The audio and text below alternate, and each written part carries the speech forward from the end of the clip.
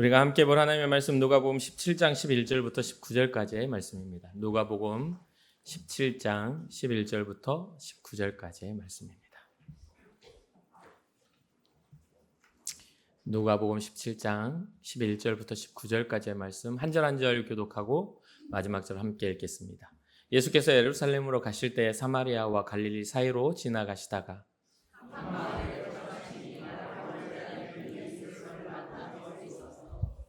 소리 높여 이르되 예수 선생님이여 우리를 불쌍히 여기소서 하거늘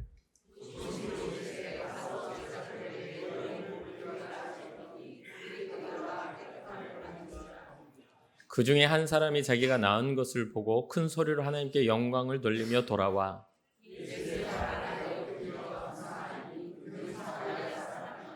예수께서 대답하여 이르시되 10사람이 다 깨끗함을 받지 아니하였느냐 그 9은 어디에 있느냐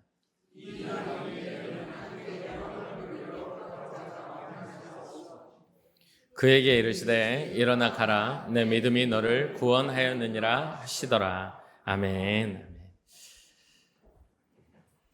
오늘도 주님의 부르심에 응답하여서 주님의 전에 나와 예배하시는 여러분을 환영하고 축복합니다. 한 주간의 삶을 돌아보면서 우리가 한 주에 우리의 입술의 고백이 어떠했는지, 감사의 말이 많았는지, 아니면 뭔가 원망이나 탄식이나 뭐 여러 가지 어떤 슬픔 앞에서의 그런 슬픔의 언어가 많았는지 한번 돌아보는 시간이 되었으면 좋겠습니다. 어쩌면 우리는 이제 신앙자로서 가장 먼저 회복해야 할 것이 뭐냐고 한다면 감사를 회복해야 된다 생각이 듭니다. 우리는 과거 어느 때보다도 잘 사는 시대에 살죠. 어느 때보다도 풍요롭고 편리한 시대를 살아가고 있습니다. 그런데 상대적으로 감사는 잘 못하는 시대에 삽니다. 그래서 어느 부분 어느 곳을 가든지 감사라는 단어가 많이 사라지고 요즘에는 불평과 또한 여러 가지 상대적인 박탈감 속에서 절망적이거나 어떤 소망적이지 않는 이야기들을 많이 하게 되는 것을 보게 됩니다. 특히나 손가락 하나만 까딱하면 편히 살 수 있는 우리나라이지 않습니까? 핸드폰 하나만 가지고 있으면 이제 물건도 다 집 앞으로 다 오고 또 의료 기술이 굉장히 발달해서 굉장히 우리의 몸을 치료하는 일이나 우리가 건강하게 살아가는 일들에 대한 것도 굉장히 발달돼 있죠. 풍요롭고 편리한 시대를 살아가고는 있지만 상대적으로 굉장히 우리는 감사를 잃어가는 시대, 메마른 시대에 살고 있다라는 것을 한편으로는 깨닫게 됩니다. 그 이유가 뭐냐 하고 봤더니 풍요 속에서도 비교가 있습니다. 더 풍요로운 사람을 우리가 부러워하는 그런 마음들이 있는 것이죠. 하나를 가지면 두 개를 갖고 싶고 또 두 개를 가지면 세 개를 갖고 싶고 그런 생각들 말이죠. 그러니까 비교하는 마음 속에서 자신이 갖지 못한 것, 또 받지 못한 것, 또 남들과 비교해 가지고 부족한 것들을 우리는 민감하게 반응하고 또 그러한 것들이 결여됐을 때 우리는 분노하기도 하고 또 낙심하기도 하고 때로는 절망하기도 합니다. 그러한 것들보다 우리가 절대적으로 갖고 있는 것들에 좀 더 주목하여 우리의 본질적인 것들을 깨닫게 된다면 비교의식에서 조금 벗어난다면 우리는 더 큰 감사를 가질 수 있을 텐데 라는 생각도 하죠. 예를 들면 그렇습니다. 우리가 지금 현재 누리고 살아가는 이 생명과 호흡 매일매일 우리에게 허락된 일상들이 그렇습니다. 하나님의 은혜를 우리가 주목하여 본다면 비교의식보다는 절대적인 사랑 앞에 우리가 나아갈 수 있는 것이죠. 오늘 이 누가복음 17장 제가 나누고자 하는 이야기는 좀 여러분들이 주목해서 볼 필요가 좀 있습니다. 뭐냐면 동일한 상황 속에 동일한 기적을 맛봤지만 동일한 반응을 하지 않는 그냥 흔하게 우리가 볼 수 있는 10명 중 1명의 이야기를 좀 하려고 하는 것이죠. 기적적인 치유를 경험한 후에 하나님께 영광을 돌리며 돌아왔던 한 사람과 그냥 그 기적적인 것을 가지고 그냥 조용히 사라진 사람들의 이야기입니다. 예수님께서 오늘 본문의 17절에 이렇게 말하죠. 10사람이 다 깨끗함을 받지 아니하였느냐? 그 9은 어디에 있느냐? 라고 묻는 이런 그런 상황입니다. 기적은 경험했지만 마땅히 해야 할 감사를 잊어버린 사람들의 이야기이기도 하고 또 감사를 잊지 않고 돌아온 사람의 이야기이기도 합니다. 오늘 본문을 조금 더 살펴보십시다. 11절부터입니다. 예수께서 예루살렘으로 가실 때에 사마리아와 갈릴리 사이로 지나가시다가 한 마을에 들어가시니 나병 환자 10명이 예수를 만나 멀리 서서 소리를 높여 이르되 예수 선생님이여 우리를 불쌍히 여기소서 하거늘 보시고 이르시되 가서 제사장들에게 너희 몸을 보이라 하셨더니 그들이 다 가다가 깨끗함을 받은지라 라고 여기까지입니다. 우선 여기까지 살펴보면 여기에서 이제 우리는 그냥 흔히 하나의 이야기처럼 쭉 이야기를 했지만 몇 가지의 포인트를 짚어볼 수가 있습니다. 먼저는 예수님께서 예루살렘을 향해 가시고 있는 거죠. 마지막 이제 십자가를 바라보며 십자가의 길을 걷기 위해 우리 인류의 구원과 또 하나님의 뜻을 이루시기 위한 여정입니다. 그런데 그 여정 속에 사마리아와 갈릴리를 지나가고 있는 거죠. 지리적으로 유대인과 사마리아인의 경계 지역이 이 지역이기도 합니다. 또한 또 문화적으로는 소외된 지역, 버림받은 자들이 머무는 곳이기도 합니다. 그러니까 번화하고 잘 사는 사람들의 그런 거리가 아니라 소외된 자들의 거리를 주님이 지나가시고 소외된 자들을 마주친 것이죠. 바로 그 마을에 들어갈 때에 멀리서 나병 환자 10명. 그러니까 어떤 나병 환자라면 문둥병이지 않습니까? 한센병이라고도 하죠.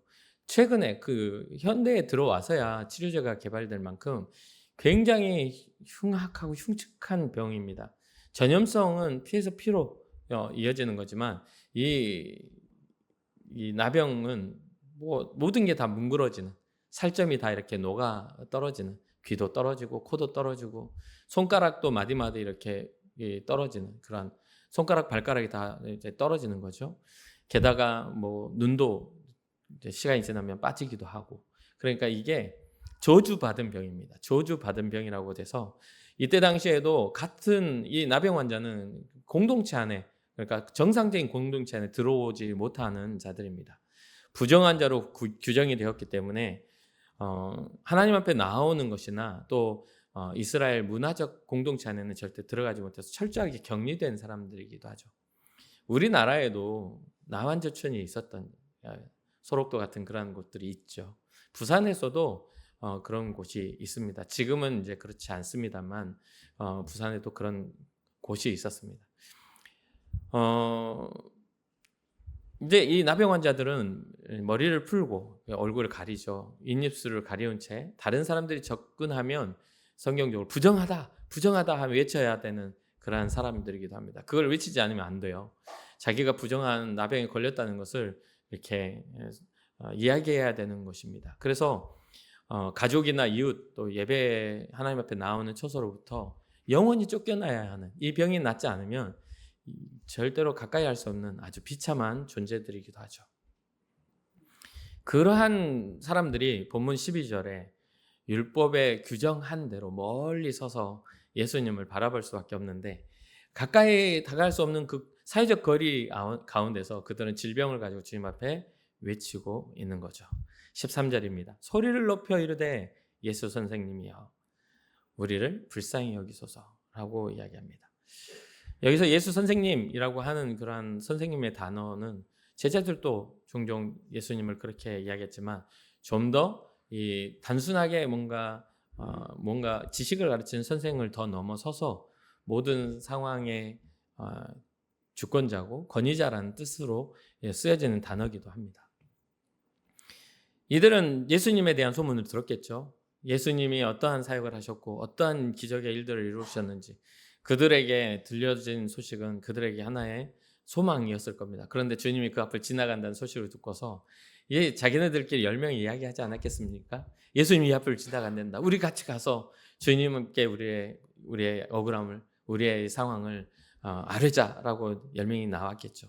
그러면서 같이 소리를 높였겠죠. 10명의 사람이 같이 소리를 높여 예수 선생님이여 우리를 불쌍히 여기소서 엄청 큰 소리로 부르짖었을 겁니다. 혹시나 가까이 가지 못하니까 주님께 소리가 들리지 않을까 하는 그런 생각도 있으니까 최선을 다해서 목 놓아 주님을 불렀겠죠. 그런데 주님이 또 하나의 포인트는 뭐냐면 주님이 그 나병 환자들에게 가까이 와라, 내가 치료해 주겠다, 이렇게 뭐 해서 뭐 안수하시며 아니면 긍휼히 여기시고 불쌍히 계시며 이런 어떤 묘사가 없습니다. 그런 14절에 주님이 어떻게 말씀하시냐면, 보시고 그들의 소리를 치는 것을 보시고 이르되 가서 제사장들에게 너희 몸을 보이라 라고 이렇게 말씀하십니다. 너희 몸이 깨끗이 치유되었다, 내가 너를 치유하겠다, 이렇게 지금 나았다 라고 선언이 아니라 제사장들에게 몸을 보이라고 이야기하죠. 그걸 보니까 레위기 14장에 이 나병이 나았을 때 그것을 공식적으로 선언하는 게 제사장들입니다. 그래서 사회적인 제사장들에게 자기 몸을 보이고 깨끗하게 치유받았다는 증거를 가지고 자기의 가족과 사회적인 복귀를 하게끔 돼 있어요. 그러니까 주님은 지금 아직 낫지 않은 이들에게 가서 제사장에 보이라고 그냥 하신 겁니다. 병이 너 깨끗이 치유받았다라고 하신 게 아닙니다. 그 말은 무엇입니까? 주님의 어떤 그런 치유의 방식은 즉시로 이루어지는 것도 있지만 순종함으로 이루어지는 것도 있다는 것을 보여줍니다. 주님이 즉시로 낫게 하시는 경우도 있습니다. 그러나 누군가에게는 믿음의 순종을 통해 기적이 일어나는 것도 꼭 기억해야 돼요. 당장 우리에게 뭔가 눈에 보이는 기적이 일어나지 않는다 할지라도 기적을 일으키는 믿음은 행동하는 믿음이라는 것을 잊지 말아야 돼요. 주님 앞에 나아가는 용기가 필요했던 대부분의 주님께 치유받은 이들은 부정한 사람들입니다. 병이 걸렸다는 것은 접촉이나 일들이 굉장히 쉽지 않은 그런 문화입니다.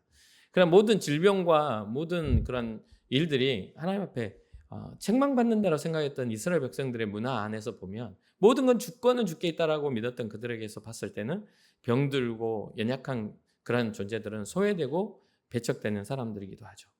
특히나 이 나병 환자는 보기에 너무나 흉측한 모습을 갖고 있습니다.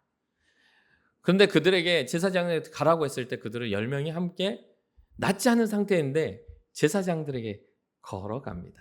10명이 가는 거예요. 그러면서 보니까 그들이 가다가 깨끗함을 받은지라. 가다가 나아서 가는 게 아닙니다. 아직 문둥병이 낫지 않았는데 주의 말씀에 의지하여서 제사장들이 가다가 깨끗함을 받은 겁니다. 여기까지는 10명 모두가 굉장히 훌륭하죠. 모두가 기적을 경험할 만한 믿음을 가진 사람들입니다. 모두가 훌륭합니다. 모두가 간절히 주님께 원했고 주님의 권위와 권세, 그 능력을 인정했을 뿐만 아니라 눈앞에 증거가 보이지 않았음에도 불구하고 순종할 만한 믿음을 가진 사람들은 분명합니다. 오늘날의 우리 한국교회, 우리 안에서도 이 정도의 믿음을 가진 사람들은 꽤 많을 거라고 생각합니다. 이렇게 예배하기 쉽지 않은 시대에 여러분 나와서 예배하는 것도 대단한 믿음이죠. 요즘 예배하기가 쉽지 않은 시대입니다. 예배하지 않아도 여러분 잘 알 겁니다. 잘 먹고 잘 살 겁니다.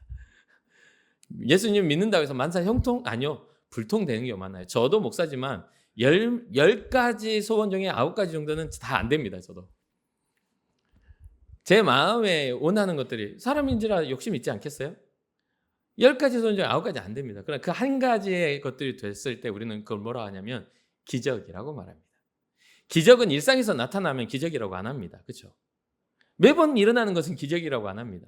그래서 우리가 매일 아침 해를 보면서 나는 오늘 기적을 경험해서 하는 사람은 별로 없잖아요. 그건 일상입니다. 그럼에도 그것은 어찌 보면 우리가 흔히 말하듯 어제 간절히 오늘을 원했던 사람들에게는 이 하루가 얼마나 기적인지 알아야 된다는 말처럼 이게 기적인데 그렇지는 않습니다. 기적은 막다른 골목에 설 때에 그것을 극복했을 때 기적이라고 합니다. 이 나병 환자들의 기적처럼 이들이 순종하여 그 길을 가다가 깨끗해지는 그런 기적과 같은 거 말이죠.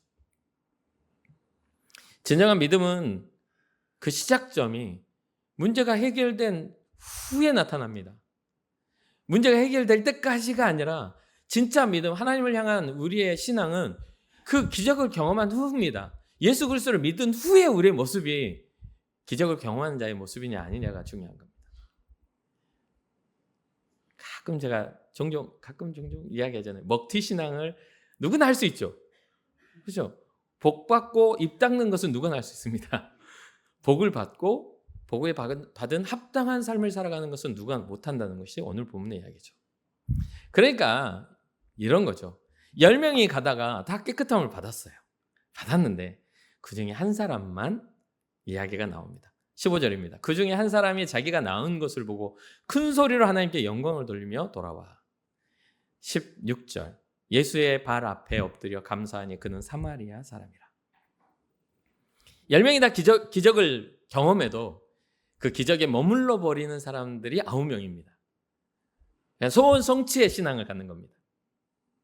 그런데 진짜 그런 우리의 인생의 연약함, 소원 성취를 더 넘어서서 우리를 창조하시고 우리를 구원하시는 하나님 앞에 돌아오는 사람은 한 명밖에 없다는 겁니다. 10명 모두가 병고침을 받았지만 단 한 사람만이 주님을 부를 때 간절함의 목소리처럼 큰 소리로 하나님께 영광을 돌렸다는 겁니다. 할렐루야! 내가 나음을 받았다 하고 제사장에게 가는 것이 율법적인 거지만 나음을 받은 그 몸으로 다시 자기를 치유하신 주님께 돌아온 사람은 단 한 명. 이 사람은 좀 달랐습니다. 그는 자신이 나았음을 보았을 때 제사장에게서 가서 정결함의 인정을 받고 가족을 만나고 또 자기의 삶을 살아가는 것들에 대한 것보다 그것보다 더 시급하게 뭐를 생각했냐면 나를 살리신 생명의 은혜를 입히신 그분 앞에 내가 나아가리라. 나를 구원하신 그 하나님, 나를 치유하신 하나님께 먼저 영광을 돌리고 나를 구원하신 그분께 나아가리라. 그러면서 하나님께 영광을 돌리며 돌아오죠.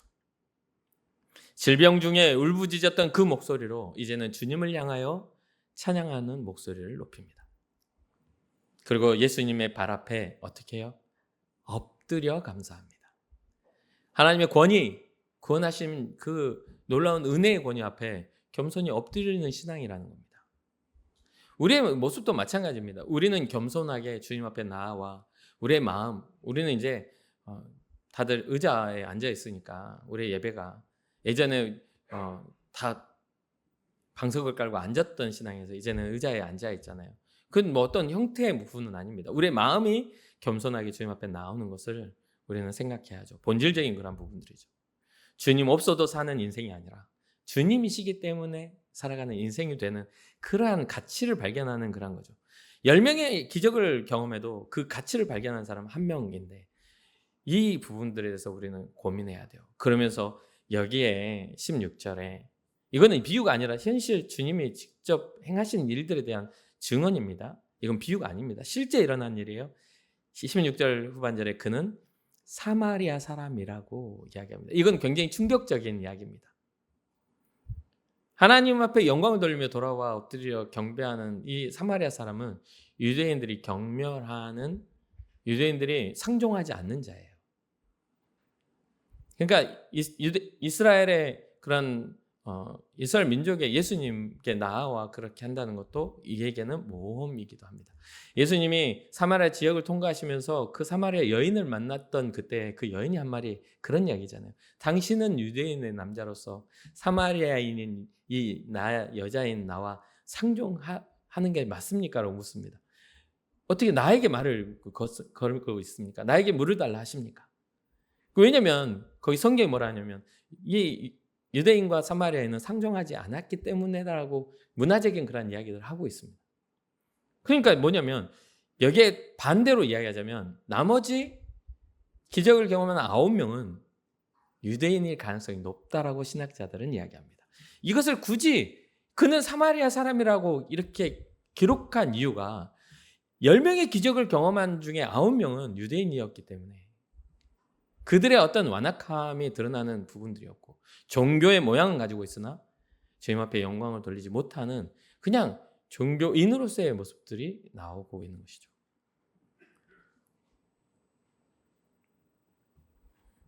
그래서 이 말씀을 보면서 그런 생각을 좀 했습니다.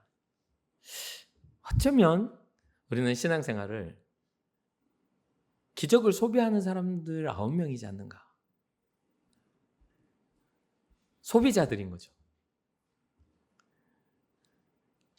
우리는 기적의 소비자 9명이 돼서는 안 됩니다. 기적을 경험하며 돌아와 주님 앞에 경배하는 사람들이 돼야 합니다. 그러니까 우리의 기도를 한번 잘 살펴봐야 됩니다.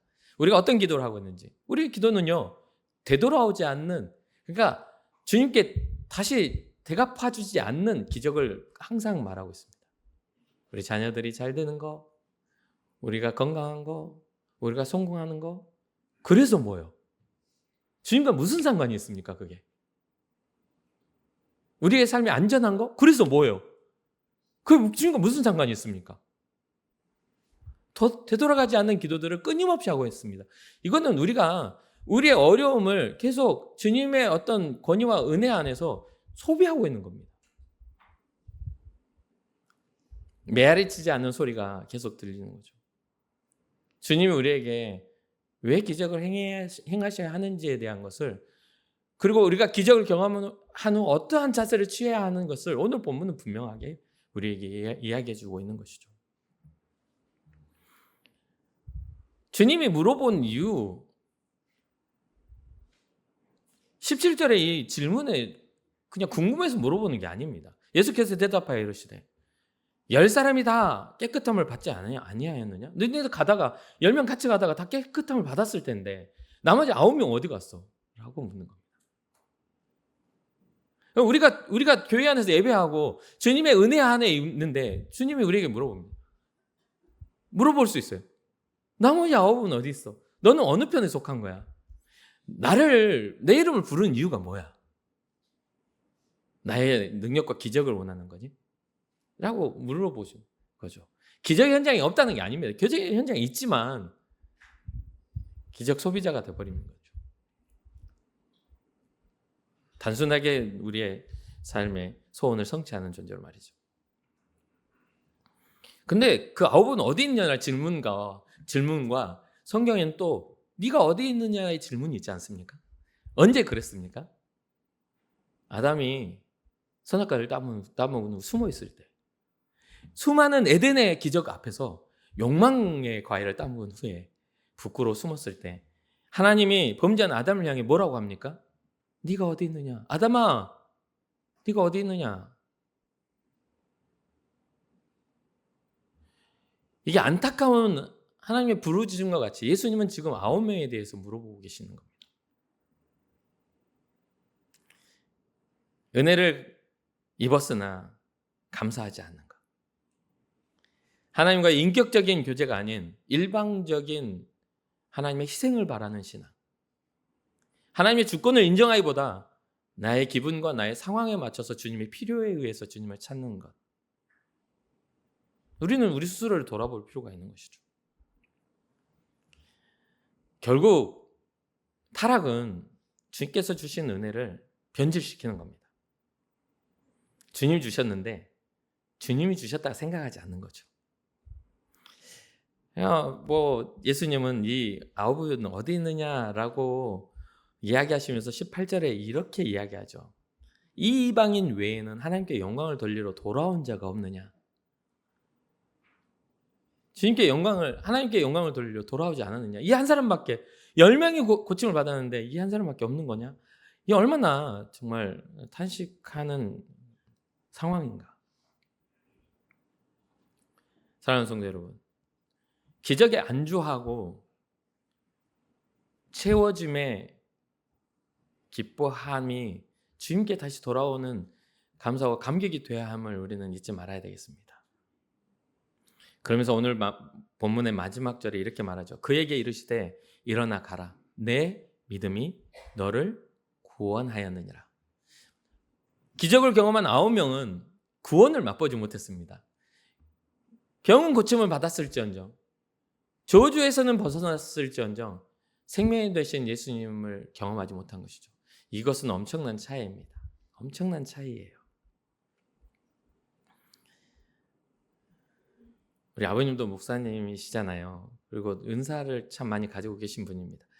아버님이 초기에 막 부흥을 하시면서 전국을 부흥 강사로 다니셨는데 그런 어떤 은사와 그런 것들을 가지고 계실 때 한 교회에서 부흥 집회를 막 이제 자기가 담임하시는 교회에서 이제 부흥 집회를 하면서 막 은사 집회를 하고 동네 사람들을 막 초청해서 막 이렇게 부흥 집회를 했습니다.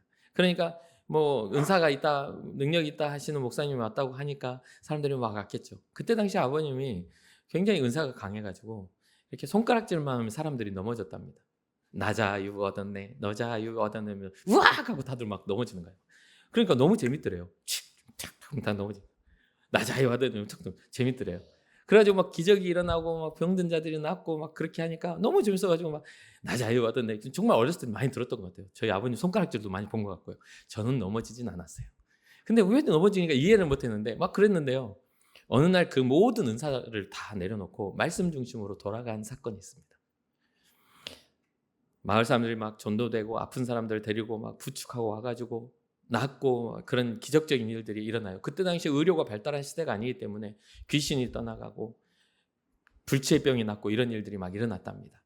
그래가지고 어느 날 막 강력한 역사가 일어나서 동네에서 죽는다 했던 한 사람이 부축받아서 와서 깨끗이 나와서 그 집회가 아주 막 할렐루야 하나님께 영광하면서 막 부흥을 한 겁니다. 근데 그 다음 주가 됐더니 그 병 나온 사람이 안 왔더래요. 그래서 왜 그러나 해가지고 제 아버지가 그 집을 이제 신방겸 찾아갔어요. 또 아픈가 하고 멀쩡히 나와가지고 생활을 하고 있더랍니다. 그래서 어르신 왜 교회 안 나왔냐고 그러니까 한 말이 그랬답니다. 아니 병 나왔는데 왜 나가냐고. 다 나았는데 나갈 이유가 뭐가 있냐고 그렇게 이야기하더랍니다. 우리의 소원의 거리가 그만큼밖에 안 되는 겁니다. 진리 앞에 있으면서도 우리는 그냥 부족한 돈, 깨진 관계, 좋은 직장, 자녀들의 성공 이런 것밖에 생각을 못하는 겁니다.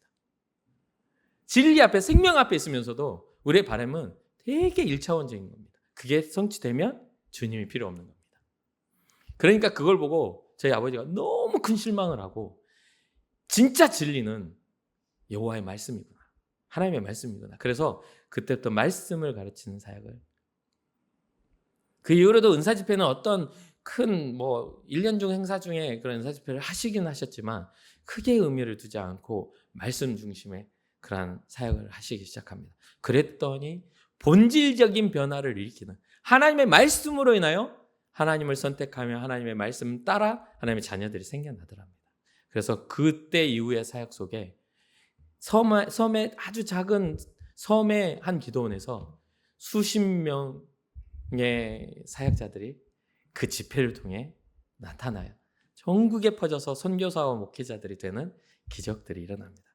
평생 복음 앞에서 발견되는 것이죠.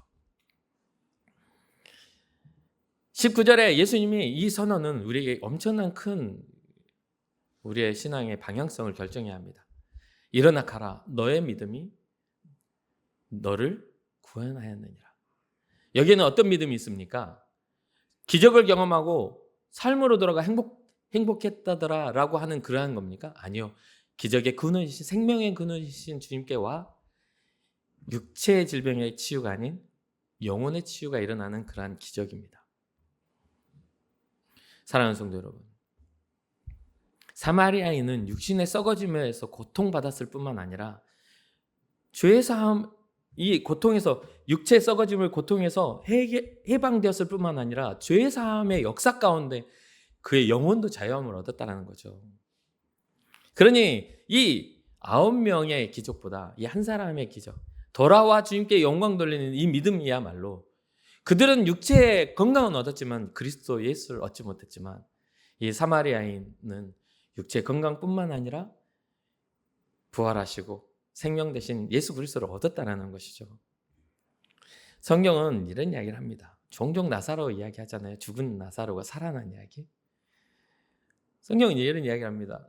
죽었던 나사로가 살아난 기적은 이스라엘 그런 문화, 이때 당시에 이 문화에 엄청난 충격을 가져다 줍니다. 죽은 사람이 다시 살아났다고? 썩는 냄새가 나는 사람이 살아났다고? 이 엄청난 반향을 일으키죠. 그런데 재미있게도 그 기적을 맛본 사람들은 어떤 선택을 합니까? 예수님과 나사로를 둘 다 죽일 결의를 합니다. 하나님 앞에 일어난 기적에 집중하지 않고 자신들의 어떤 체면과 권위, 자신들의 자리가 위태로울까 봐 그 기적을 아예 삭제시키려고 한다 이 말입니다. 9명의 기적을 경험한 사람들과 같은 주님 없는 삶의 결정을 내리고 마는 것이죠. 그러나 우리는 한 사람의 바른 태도를 가진 그 사마리아인 나병 환자와 같은 모습을 가져야 합니다. 감사는 우리가 받은 축복의 통로를 통해 축복의 근원이신 하나님께 드려지는 거야 돼요. 주님 앞에 나아가는 최고의 우리 안에 신앙의 고백이라는 겁니다. 주님 감사합니다. 내게 허락하신 그 은혜, 내게 허락하신 그 놀라운 기적들이 주님으로부터 비롯되었습니다라고 말할 수 있는 신앙의 고백인 것이죠. 사랑하는 성도 여러분, 말씀을 마무리를 맺겠습니다. 우리는 10명 중에 어느 위치에 속해 있습니까? 기적의 소비자입니까? 아니면 기적을 경험한 신앙자입니까? 우리의 기도를 한번 살펴보세요. 우리는 지금 주님께서 우리에게 일하셔야 할 이유를 어디에서 우리는 요청하고 있는지, 내가 하나님의 자녀됨을 확증하는 증명 속에서 나는 주님을 찾고 있는지, 아니면 나의 소원을 이루는 하나의 서비스를 찾는 소비자로서 주님을 찾고 있는지. 그러니까 신앙이 어떻게 되냐면요, 그냥 띄엄띄엄 신앙이 되는 겁니다. 필요할 때 찾는 거예요. 문제 앞에서 찾고, 내 힘으로 안 되니까 절대자의 힘을 바라는 거죠. 그럼 해주면 다 됐으니까 아까 그 어르신처럼, 아니 병 나는데 뭘 교회를 다녀요. 나중에 또 병 나면 또 가면 되지, 이렇게 생각하면 됩니다. 근데 그 관계가 되게 비극이지 않습니까? 우리 입장에서는 뭐 소원이 이루어지면 좋겠지만, 베푸는 하나님 입장에서는 너무 가슴 아픈 일이잖아요. 그렇잖아요. 사랑하는 성도 여러분, 우리는 고난 당할 수밖에 없고 결핍이 생길 수밖에 없습니다. 질병이 생길 수밖에 없죠. 위기도 생길 수밖에 없습니다. 모두 우리 나병 환자 10명처럼 우리의 인생은 어떤 문드러지는 인생일 수밖에 없습니다. 아주 젊고 파릇파릇해도 시간이 가면 주름살이 생기고 육체는 연약해지는 게 우리의 모습이기 때문에 그렇죠. 그럴 때마다 우리는 이들과 같이 똑같이 외쳐야 됩니다. 주여 우리를 불쌍히 여겨주십시오 라고 할 수 있어요. 그러면서 이런 마음은 가져서는 안 돼요. 이 문제만 해결해 주시면, 이 질병만 고쳐주시면 주를 위해 살겠습니다라고 해놓고 주님을 위해 살지 않는 그런 모습은 버려야 됩니다. 뭐를 해주면 조건부시나, 나를 이렇게 해주시면, 나를 부자로 만들어주시면, 나를 건강하게 해주시면, 나에게 기회를 주시면 하겠습니다. 막상 해주면 잘 안 하잖아요. 오늘 우리의 말씀을 통해 두 가지를 우리는 가져야 됩니다. 첫 번째는 순종으로 얻는 기적의 자리에 서십시오. 눈앞에 보여지는 지금 당장 이루어진 결과에 여러분 마음 뺏기지 마시고 믿음으로 순종할 때 주님이 일하심을 믿으시길 주님의 축복합니다. 그리고 기적을 경험한다면 다시 주님께 돌아와 주님 앞에 영광을 돌리며 감격의 예배를 드릴 수 있는 여러분과 제가 되었으면 좋겠습니다. 내가 열심히 노력해서 얻은 결과라고 자꾸 생각을, 주님께 얻은 것들을 자꾸 변질시키지 마세요. 하나님께 돌려야 할 영광을 가르치고 있지는 않는지 고민해 봐야 합니다. 주님께서 오늘 찾으시는 사람은 수많은 기적을 소비하고 사라지는 사람들이 아니라 9명의 구경꾼이 아니라 받은 은혜의 무게와 그 가치를 깨닫고 돌아와 주님 앞에 엎드리는 사람, 그 한 사람을 찾는다는 것을 잊지 마시고 하나님의 은혜 가운데 우리가 나와 엎드릴 수 있는 그러한 귀한 신앙을 갖는 여러분과 제가 되기를 주님의 이름으로 축복합니다. 잠시 기도하겠습니다.